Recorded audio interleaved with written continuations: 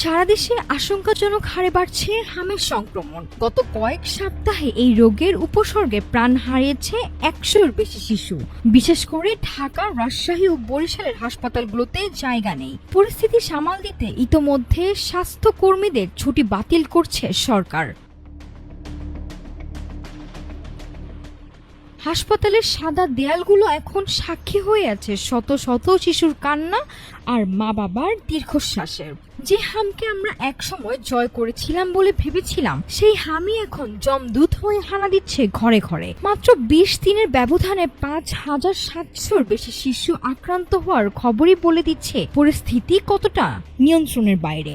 দেশের 56 জেলায় ছড়িয়েছে সংক্রমণ। তবে বিশ্ব স্বাস্থ্য সংস্থার মতে রেড জোনে আছে কক্সবাজার, বরগুনা, চাঁপাইনবাবগঞ্জ, পাবনা ও নাটোর।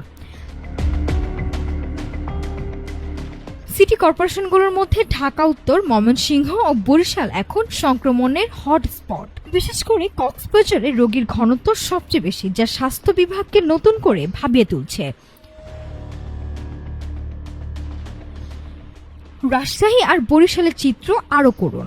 রাজশাহীতে চলতি বছরে হামের লক্ষণে মারা গেছে 29 শিশু। এর মধ্যে গত 2 সপ্তাহে ঝরে গেছে 44টি প্রাণ, যাদের অনেকের শরীরেই ছিল হামের উপসর্গ।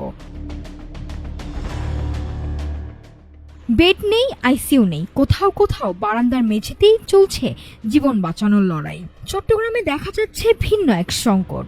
আক্রান্তদের 70% এমন শিশু যাদের বয়স 9 মাসের কম, অর্থাৎ টিকা নেওয়ার বয়সের আগেই তারা আক্রান্ত হচ্ছে। এমন জরুরি অবস্থায় রোববার থেকে শুরু হচ্ছে বিশেষ টিকাদান কর্মসূচি। ঢাকা উত্তরের 5টি ওয়ার্ড সহ উচ্চ ঝুঁকিপূর্ণ এলাকাগুলোতে 6 মাস থেকে 10 বছর বয়সী শিশুদের টিকা দেওয়া হবে। কিন্তু জনস্বাস্থ্য বিশেষজ্ঞরা বলছেন, কেবল টিকাই শেষ কথা নয়। বিপদ মোকাবেলায় সব স্বাস্থ্যকর্মীর ছুটি বাতিল করেছে অধিদপ্তর। কিন্তু গোলাপগঞ্জের তুবাই হোক কিংবা রাজশাহীর নাম না জানা কোনো শিশু, প্রাণের বিনিময়ে পাওয়া এই শিক্ষা কি পারবে আগামী শিশুদের সুরক্ষা নিশ্চিত করতে? সেই প্রশ্নই এখন বড় হয়ে দাঁড়িয়েছে।